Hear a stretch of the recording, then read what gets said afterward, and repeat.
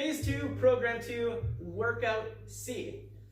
With Workout C, we're going to begin with the two-handed cheat clean, but before we get into the two-handed cheat clean, make sure that the members have a good understanding of how a power clean works. It's all about the drop of the bell into the hinge and the explosion of the bell coming up from the hinge. So when we look at the two-handed cheat clean, here's how the motion looks. My dominant hand, I'll just start with the right hand, hold on to the bell, left hand just kind of comes and assists.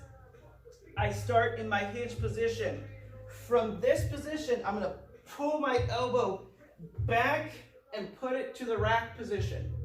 Now from this position, I'm going to drop the bell inwards. So towards me, back to the start position. Now from this position, I pull my elbow back, bring it to the rack position. I turn my palm inward or drop the bell inward, bring it back up. We're going to do 3 on each side.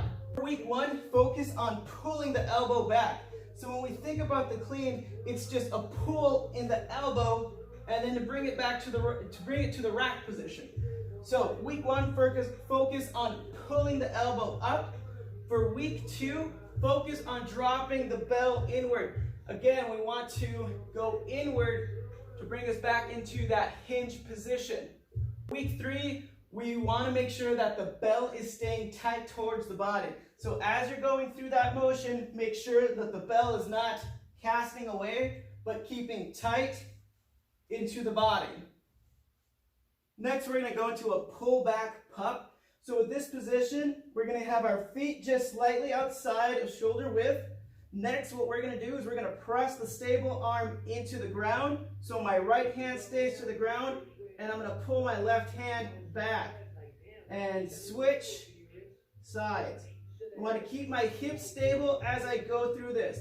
So make sure that you're focusing on pulling the elbow to the ribs and keeping your body stable as you move. If our member isn't quite ready for that full motion, just begin with alternating hand releases. So maybe it's just light motions instead of the full pullback. Lastly, a half kneeling T-spine rotation. So what we're going to do is we're going to go into a half kneeling position. Opposite hand goes into the knee. Hand is forward. I'm going to stretch as far as I can, bringing it back. So I'm feeling a stretch throughout the front of the hip and the upper back. So we want to make sure that the first week we're going to be focusing on keeping the knee stable, and that's by keeping the hand onto the knee.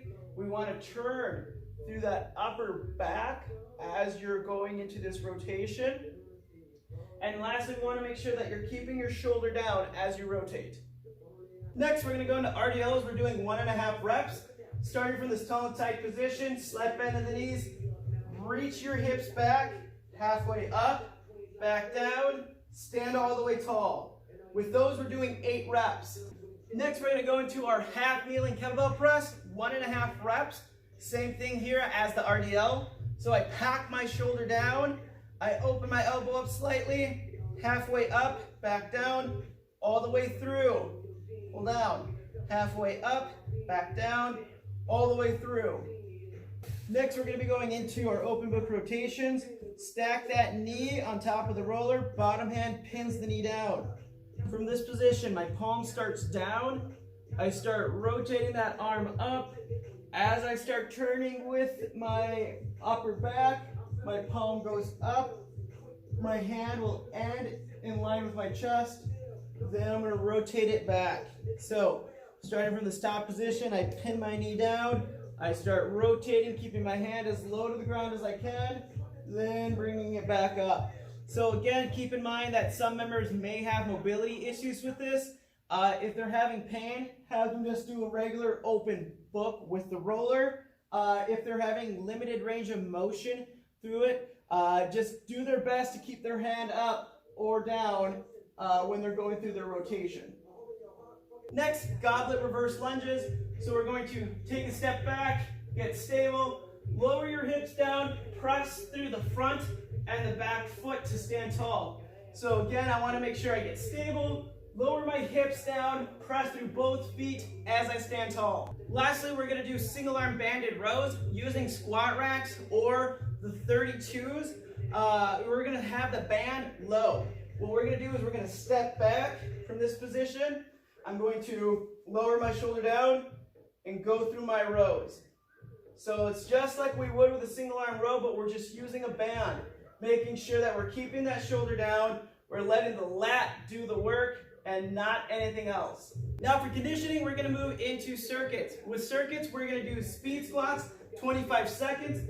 So drop those hips, stand tall. Remember, it's a hybrid between a hinge and a squat. It's not a full squat and it's not a full hinge. So 25 seconds here, pressing fast and into the ground. As soon as you're done with those 25 seconds, 8 jam ball slams. Take the rest of the time to recover, then move into the next round.